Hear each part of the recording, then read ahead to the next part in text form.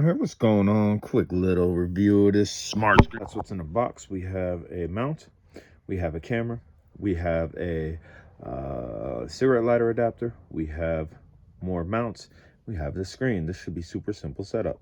So a little look at the screen. It is nice size and there's some instructions on it. The base of it is also going to have 3M where you could just stick it to something, or you can use those mounts. Look at the back of the screen.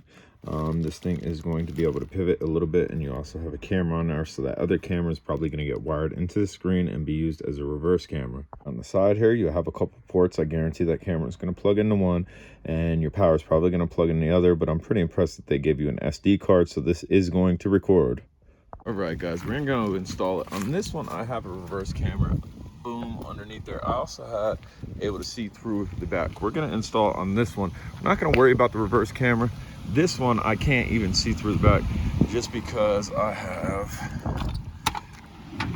door right there, and I'm used to driving this only by my mirrors, and I don't want to rely on a reverse camera. Reverse camera is super easy to set up. You just tap into the reverse light and plug the thing into this. We're going to mount this and then we're going to get it going. So you should have to just peel that tab off, get on a flat surface and stick it, which you want your surface to be clean. You can see a little bit of dust back there. I've already cleaned off this front part. I think that's ideally where I'm going to put it. On the back will allow the screen to pivot back and forward. Get it to the position you want. Tighten that nut before you stick it down. I've already removed the red sticky, which was right there, and that's uber sticky. So you want, again, get it on a flat surface, again, where you can see it, because you want to be able to see this. If you have it installed, you may want to loosen that nut back there again and tilt this directly towards you. That way you can see it whichever way you want it, and then tighten that nut again, which I'm going to do because I don't want it like that. Even though I can see it, I want it exactly like that. That way it's pitched towards me. Now you can see it's not wobbling back and forth, it's actually secure. The next step is going to be super simple. Let me go ahead and turn this air off. And if it's cold outside, I suggest you heat your vehicle up. That way that can actually stick. It's warm, it'll stick properly versus going to an ice cold surface. That's why I had that running. We're going to connect this into a cigarette outlet, and then we're going to connect this into the side of it, and it's going to be powered just like that. Of the screen behind it, as you can see there, that's where it's going to plug in. I did not unwind all this. There's no reason for me to unwind it. I kind of want it as a clean install. I'm going to stick those wires there. We are going to put this right here.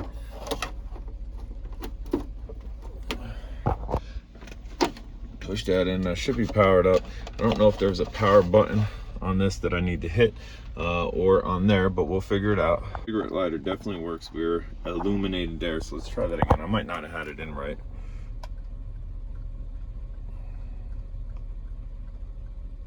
There we go. That is a clear screen. I might actually install the reverse.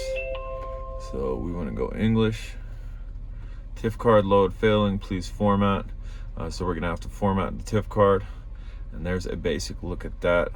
Let's go over here. That's going to be your sound. It does have sound on it. Let's go home. Picture. So this is our camera, which is on the back here, which also has a sticky on it, which we will have to remove, which we can do that. So in the camera settings, it is a touch screen. You can record, you take photo, and then again, we can go back home.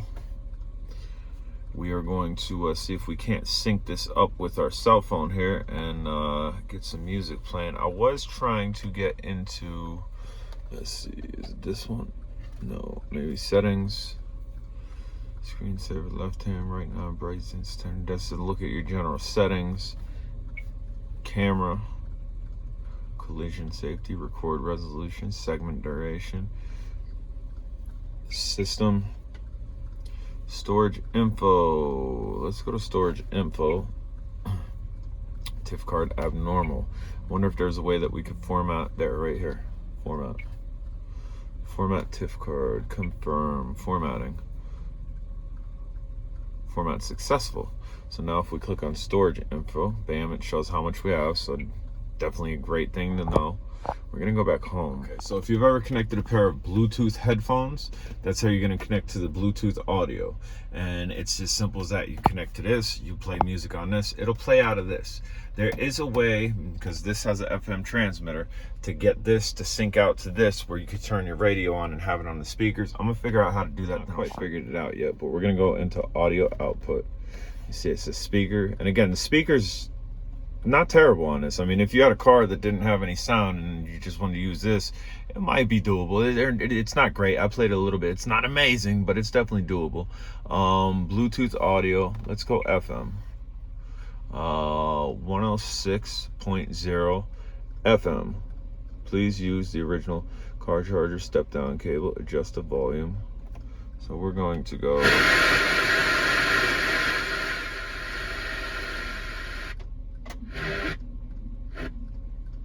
And we actually can't get to 106, so we're gonna see if we can't put it on 106.1.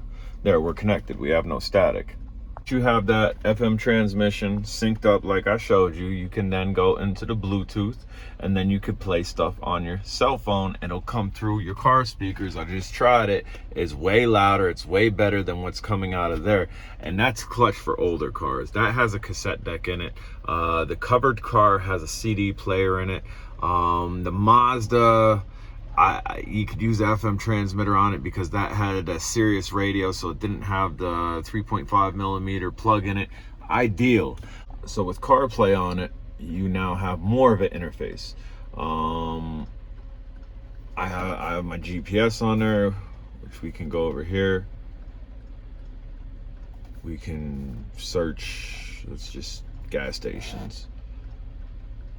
Boom, gas station. We'll just click on this one for the heck of it. Or I guess we gotta go over here. Let's click on this one. And then we could click go. Starting route to Valero. How clutch is that? How clutch is that? Head north on 6th Street, then take the first right onto West Blaine Street. I can see my text messages. If we go into here, what do we got? We could also play music if we wanted to, because we have it hooked to the music. And I'm sure it could do a whole bunch of other stuff, but how clutch is that? Again, my phone, as soon as I clicked on it, it did it automatically. By touching down here, you're able to get to your phone if you want to make a call, and I'm sure it would come through the speakers, your maps, your messages, now playing, smart screen, Google Maps, settings, calendar. That's clutch. That's clutch. A lot of people have to take this out and install that in it to match up with their phone. I'm keeping it factory. Simple, dude. I just plugged it in. It was that the install was that simple, guys. If you haven't subscribed, smash the subscribe button. Questions, comments, concerns, put it down below. Really quickly, I powered that down. I unplugged that. I replugged that in. This turned on automatically, and it synced up to my phone, no issues. Which again is going to be clutch. I use this as a work band, so I go into Google Maps. Wherever my job is, I can click search. Up here. And let's just type something in Jimmy's. It's quick lunch, boom. There it is. We're gonna click start. It's clutch. It's clutch. Now, I don't believe I have sound on it, so although this synced up, you might have to connect your Bluetooth to it again. So actually, you do not have to reconnect it. Mine automatically reconnects to everything.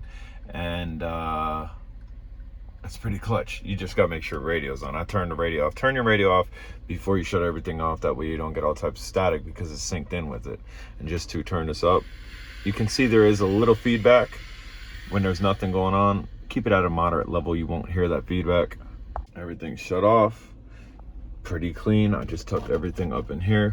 We could run this wire underneath here if we were really worried about super clean where it's not out there, but I'm not too worried about it. I'm fine with that.